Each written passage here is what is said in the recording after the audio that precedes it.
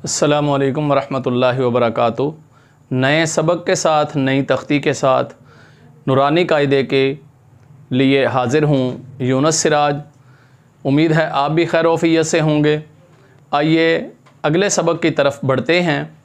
गुज़श्ता से पैवस्ता जिस तरह हमने पिछला सबक छोड़ा उसी से आगे नेक्स्ट सबक जो है वो स्टार्ट करते हैं। तख्ती नंबर 4 हमने कंप्लीट की, उसके बाद तख्ती नंबर 5 की तरफ बढ़ते हैं। तख्ती नंबर 5 के अंदर आप देख रहे हैं पहले सिंगल थी ज़बर, ज़ेर और पेश, अब ये डबल हो चुकी है। यानी पहले एक ज़बर, एक ज़ेर और एक पेश का इस्तेमाल हो रहा था। अब इस तख्ती के अंदर 2 ज़बर, 2 ज़ेर और 2 पेश का इस्तेमाल हो रहा है। सिंगल अगर हो यानी ज़बर, ज़ेर और पेश हो तो उसको हरकत बोलते हैं, और अगर ये डबल हो जाए जिस तरह इस तख्ती में आपको नज़र आ रहा है, अगर डबल हो जाए तो फिर इसको तनवीन बोलते हैं। तनवीन 2 ज़बर को भी कहते हैं, 2 ज़ेर को भी कहते हैं और 2 पेश को भी कहते हैं। तनवीन के लिए ये बात जहन में रखिएगा कि तनवीन गुन्ना के साथ पढ़ी जाती है, लेकिन यहाँ पे ये बात नोट करना होगी कि हर तनवीन पर गुन्ना नहीं होता। इस तख्ती में हम प्रैक्टिस के लिए गुन्ना करेंगे, लेकिन साथ ही ये बात आप जहन में रखिए कि हर तनवीन को गुन्ने के साथ नहीं पढ़ा जाता। ये आगे जाके हम कायदा पढ़ेंगे, उसूल एक पढ़ेंगे कि किस उसूल के तहत तनवीन पर गुन्ना होता है और किस उसूल के तहत तनवीन बग़ैर गुन्ने के पढ़ी जाती है। आइए शुरू करते हैं। बिस्मिल्लाहिर्रहमानिर्रहीम। मीम 2 ज़बर मन, मीम 2 ज़ेर मिन, मीम 2 पेश मुन, मन, मिन, मुन। तख्ती नंबर 3 के अंदर हम पढ़ चुके हैं कि गुन्ना किसे कहते हैं। यानी गुन्ना एक अलिफ के बराबर नाक से आवाज़ ख़ारिज करने को कहते हैं। आम तौर पे जो हम गुफ्तगू करते हैं वो मुंह से करते हैं, और अगर मुंह को, होंठों को बंद करके नाक से आवाज़ को निकाला जाए तो उस निकलने वाली आवाज़ को गुन्ना कहते हैं। मन, मिन, मुन। इस तख्ती को भी तख्ती नंबर 4 की तरह पहले सीधा फिर उल्टा इसी तरह प्रैक्टिस करेंगे। मुन,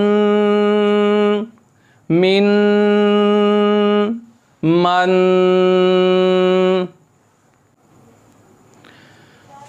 बा 2 ज़बर बन, बा 2 ज़ेर बिन, बा 2 पेश बुन, बन, बिन, बुन, बुन, बिन, बन। सीधा फिर उल्टा। आगे वाव के साथ तनवीन है। वाव 2 ज़बर वन, वाव 2 ज़ेर विन, वाव 2 पेश वुन, वन, विन, वुन। वाव को याद रखिए, होंठ गोल करके पढ़ा जाता है। वुन, विन, वन। फा 2 ज़बर फन, फा 2 ज़ेर फिन, फा 2 पेश फुन, फन, फिन, फुन, फुन, फिन, फन। सा 2 ज़बर सन, सा 2 ज़ेर सिन, सा 2 पेश सुन। ये सीटी के बगैर यानी नरम हरूफ है। सन, सिन, सुन, सुन, सिन, सन। ज़ाल 2 ज़बर ज़न, ज़ाल 2 ज़ेर दिन, ज़ाल 2 पेश ज़ुन, ज़न, ज़िन, ज़ुन, ज़ुन, ज़िन, ज़न। नेक्स्ट हरफ और ये वाला जो अभी हमने पढ़ा है, ये हम आवाज़ हरूफ कहलाते हैं, यानी इनकी एक जैसी आवाज़ होती है। लेकिन ये बात याद रखिए, अरबी ज़ुबान के अंदर हर हरफ को अलग आवाज़ के साथ या अलग सिफ़ात के साथ या अलग मखरज के साथ अदा करना होता है। दूसरी सूरत में अगर हम मिक्स करते हैं तो यह तर्जमे में गलती हो सकती है, क्योंकि हर हरफ के साथ तर्जमा बदल जाता है। मिसाल के तौर पे ज़ाल के साथ ज़ल्ला, ज़ा के साथ ज़ल्ला और ज़ा के साथ ज़ल्ला, और इसी तरह ज़ाद के साथ ज़ल्ला, हर एक अलग माने के साथ है। इसलिए इस चीज़ का ख्याल रखिए कि हरफ सही अदा हो। आगे वा है जो मोटे हरूफ में शामिल है, इसलिए उसको मोटा करके पढ़ेंगे। पिछले हरफ को हमने बारीक पढ़ा और नरम पढ़ा, इसको नरम और मोटा पढ़ेंगे। वा दो ज़बर वन, वा दो ज़ेर ज़िन, वा दो पेश ज़ुन, वन, विन, ज़ुन, वन, विन, वन। नेक्स्ट हरफ फिर हम आवाज़ है, उसका फ़र्क क्या है कि वो सीटी के साथ बारीक है और सीटी के साथ पढ़ा जाएगा। ज़ाल सीटी के बगैर नरम, ज़ा सीटी के बगैर मोटा, और ज़ा बारीक और सीटी के साथ। ज़ा दो ज़बर ज़न, ज़ा दो ज़ेर ज़ीन, ज़ा दो पेश ज़ुन, ज़न, ज़िन, ज़ुन, ज़ुन, ज़िन, ज़न। ये ज़ा की आवाज़ जो है वो इस तरह है जिस तरह शहद की मक्खी की आवाज़ होती है, यानी सेम उसके साथ आवाज़ मिलती जुलती इसकी है। जो शहद की मक्खी की आवाज़ होती है उसी आवाज़ के साथ इस ज़ा को पढ़ा जाता है। ज़ा, ये वाली आवाज़ ज़ा पर पैदा होती है। ये हम आवाज़ हरूफ थे तीन, पहले ज़ाल, फिर वा, फिर अब ज़ा। तीनों हरूफ अलग अलग आवाज़ के साथ पढ़े जाते हैं। जिस तरह मैंने पहले भी बताया, तवज्जो से इन हरूफ को समझना होगा।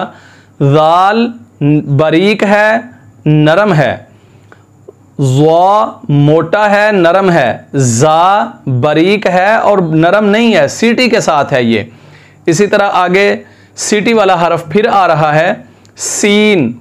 सीन दो ज़बर सन, सीन दो ज़ेर सीन, सीन दो पेश सुन, सन, सिन, सुन, सुन, सिन, सन। स्वाद दो ज़बर सन, मोटा हरफ है, 7 मोटे हरूफ में से एक स्वाद है। स्वाद दो ज़बर सन, स्वाद दो ज़ेर सिन, स्वाद दो पेश सुन, सन, सिन, सुन, सुन, सिन, सन।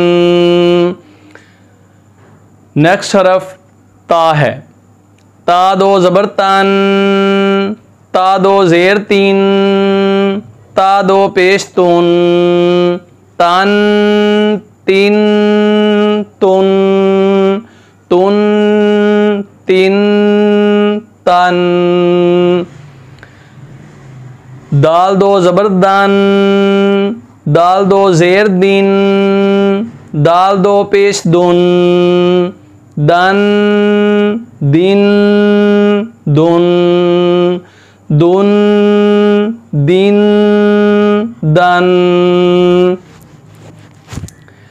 त्वा दो ज़बर त्वन, त्वा दो ज़ेर तुइन, त्वा दो पेश तुन, त्वन, तुइन, तुन, तुन, तुइन, त्वन। इसी तरह आगे रा है। रा दो ज़बर रन, रा दो ज़ेर रीन, रा दो पेश रोन।